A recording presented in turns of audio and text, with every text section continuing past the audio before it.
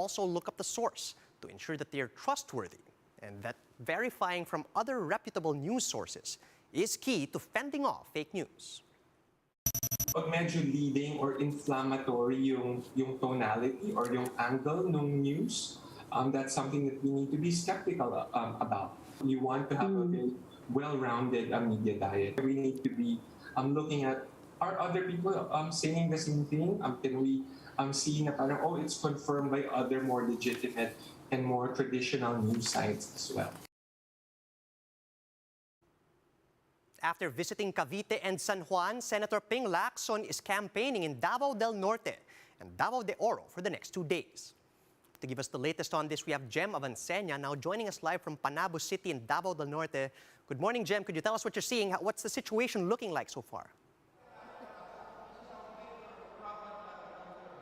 Charles, presidential candidate Panfilo Lacson and his running mate, Senator Tito Soto, were mobbed by their supporters as they arrived here in Panabo City Gym, Davao del Norte. They were also welcomed by some supporters as they entered the province. And as we all know, this province was the turf of Partido Reforma Chairman Congressman Pantaleon Alvarez and its Secretary General Davao del Norte Governor Edwin Hubay. Charles? Jem, we are seeing the images here on our screens. About how many people would you say attended the political rally there in Panabo City? Yes, Charles, around more or less 2,000 supporters of Partido Reforma attended the political rally here in Panabo City Gym. And according to the authorities, they were limiting the mob since they have to practice the health protocol wherein they have to limit the people inside the gym. Charles? All right, Jem, could you tell us which members or who among Lacson Soto's senatorial slate are currently present?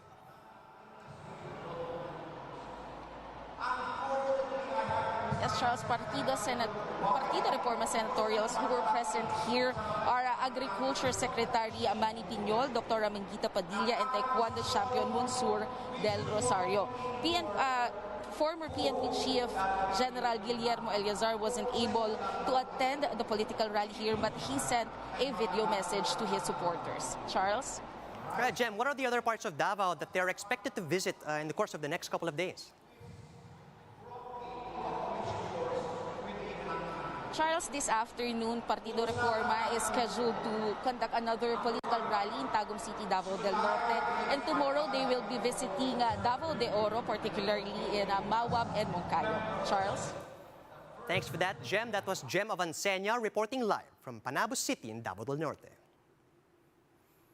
The NEDA is pushing for a shift to Alert Level 1 by next month to further reopen the economy, which can provide more jobs for Filipinos. The agency estimates over 11 billion pesos can be added to the NCR Plus economy for every week under the most relaxed alert level. Shaila Francisco has the report. Almost 2 years into the pandemic, many Filipinos are still struggling to find jobs. In December, the number of unemployed Filipinos rose to 3.27 million Filipinos, up from the 3.16 million recorded the previous month. This comes despite the easing of restrictions during the last month of 2021, which coincides with the holiday season. The Philippine Statistics Authority says the higher unemployment figure is a result of more Filipinos still actively seeking jobs during the month. Labor force participation in December stood at 49.55 million, up from 48.64 million in November.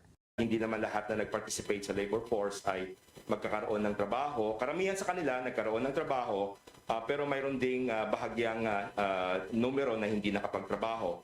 Presidential Advisor for Entrepreneurship Joey Concepcion is now pushing for a shift to the most relaxed Alert Level 1 by March to help the economy recover, which in turn can help create more jobs. This comes amid the Octa research projection that new infections will drop to 1,000 to 2,000 per day by the end of February. With the further easing of restrictions, Concepcion says Filipinos can help rebuild the country by engaging in economic activities such as dining out and going back to work. Carinderia owner Ferdy agrees to this. While he wants to rehire 3 staff members that he had to let go because of the pandemic, he can do so for now as sales remain low.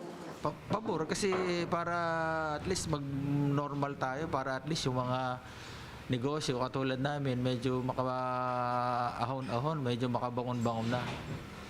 Oo, kasi talaga tagal na ilang taon na yan. Kung ang tanong, yung nakabangon, hindi pa rin. Kung ang sales ang pag-uusapan, yung 100% namin dati, yung sa 100%, mga nasa pa rin mga nasa 30 to 40% pa lang ang sales. The NEDA estimates NCR Plus to gain 11.2 billion pesos weekly in case the area downgrades to Alert Level 1 next month. This also translates to jobs for 191,000 Filipinos. Every week that we move from one alert level to another, we incur a loss or a gain. Fortunately, we did not see the need to shift to alert level 4, which would be very bad for the economy in 2022. What we did was to move away from stringent quarantines to more targeted ones and manage the risk by focusing on the closed spaces, the crowds, and the close contacts, and using granular lockdowns. Moving forward, NEDA is recommending to change the metrics in deciding on the alert levels as the country shifts to an endemic mindset. Instead of total cases, the country could consider severe or critical cases instead as main basis, especially as more and more Filipinos are getting vaccinated. From total deaths, it may also be better to look at case fatality ratio according to the agency. This is important so that the rise in case need not lead to an ECQ or alert level 4 or 5. For now, the government is confident it could hit its economic growth target of 7 to 9% this year. Shaila Francisco, we are One News. And those are the top stories at this hour.